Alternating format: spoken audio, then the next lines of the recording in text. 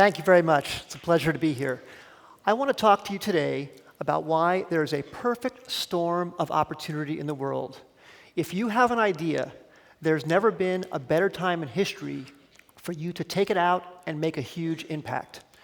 To prove that to you, I want to tell you a little bit about my story first. I've been starting business since I was 12 years old. My very first business was selling candy at the bus stop in junior high school. I went down to the Save-On drugstore with my little Pan Am bag and loaded up with Reese's and Skittles and Bazooka. Candy bars sold for 10 cents back then, but they were on sale for 3 for a quarter. So I bought them for 8 1/3 cents and sold them at the whopping discount of 1 penny. I sold them for 9 cents, so people would buy them from me instead of from the store. I made almost $400 of profit in junior high selling those candy bars, making only 2/3 of a cent each. And I was in love with woodworking, so I spent that $400 to buy some woodworking equipment to work on projects after school. Then when I got to high school, there was an energy crisis in the world in 1973, and I wanted to try and make an impact on that, and my school had a metal shop. So I went to metal shop, and I started making drawings of designs of things that could convert sunlight into energy. This was one of my sketches.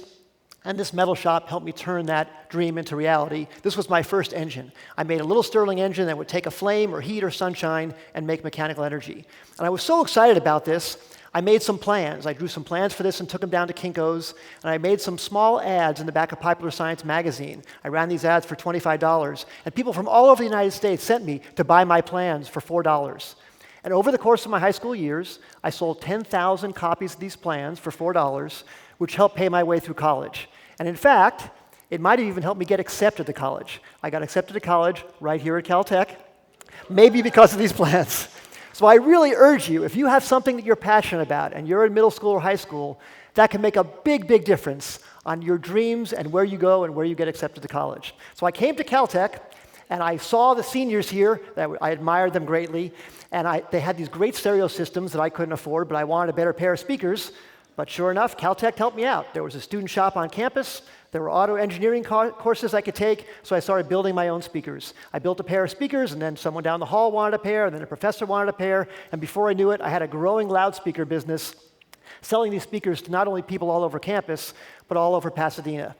And then when I graduated from Caltech in 1981, and there's a picture of me graduating, standing right in front of Beckman Auditorium 32 years ago, the very month I graduated was the month that the IBM PC came out. The personal computer was released.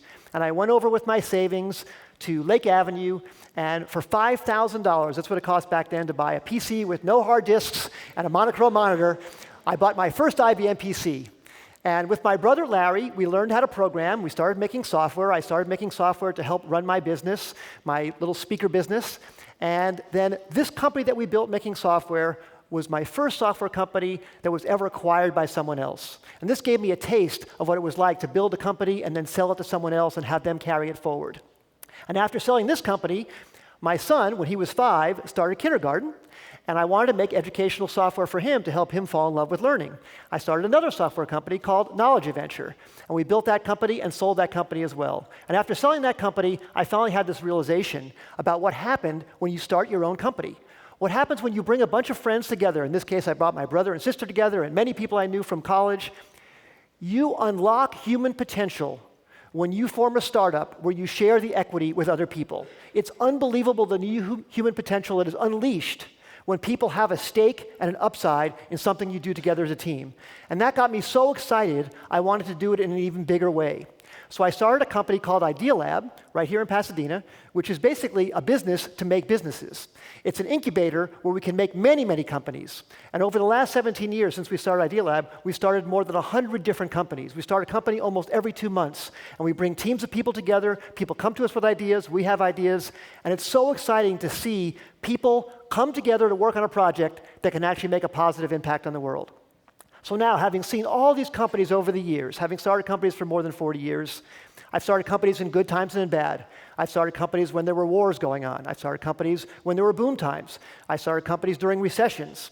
I can definitely say that now is the best time ever to start a company. And let me explain to you why. Startups today are understood and accepted. When I graduated from college, it was weird to go do a startup. All my friends went and got jobs at big industry, at aerospace firms. I was the only one going to do a startup. Today, if you say you're doing a startup, you're practically a hero. That was unheard of back then. Second, acquiring talent has never been better. It used to be so hard to convince people to come to a startup, but now if you have an idea that you're passionate about, you can infect people with that passion and get them to join you in that effort.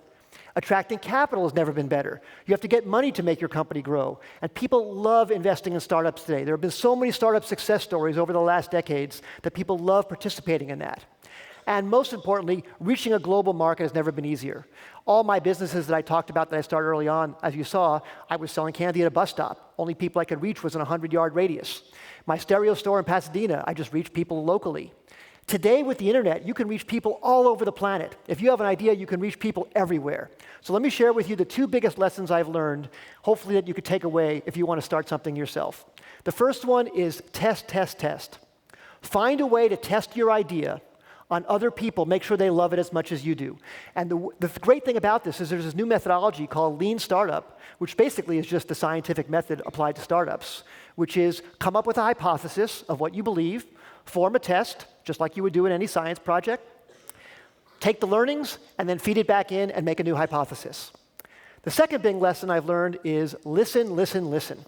If you're a little startup, you and your friends come together to do something, how are you going to take on a big corporation? There's big companies everywhere. You can do it by out-listening them. And here's an example I'll give you from Knowledge Adventure. We had products that were selling in the stores, like at Best Buy and at CompUSA and other stores, and parents were walking down the aisles trying to figure out if that product was for their children or not, but they couldn't tell by looking at the box. We only discovered this by going out and talking to customers in the stores. We had a plan in our company called Weekend Warriors, where everybody in the company would pick one store and go talk to parents as they were looking for their products. And we saw how confused they were. And that gave us the idea to make a product called Jumpstart Kindergarten, to make a product for just one specific age range. Because if you had a product that was called Jumpstart Kindergarten, the parent would know exactly who it was for.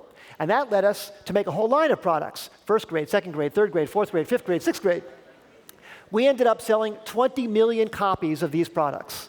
The only way we would have come up with this was by actually talking to customers and listening better than our competition. Today, with the internet, you can listen globally. You can have your idea, the thing you're passionate about, the way you want to change the world, and go hear from people everywhere and have a tighter feedback loop with your customers than your competition. And that's how you can win. It's a great advantage that confers to small companies. Big companies have lots of advantages, but as a small company, you can out-listen a big company. I hope this has given you some sense that you can start with a small idea and make it big. You can start by listening better and by testing and have a great, great success. But most importantly, I hope I've given you some sense that if you're passionate about something, there's never been a better time to take it to the world, and as Steve Jobs said, to make a big dent in the universe. Thank you very much. It's been a great audience.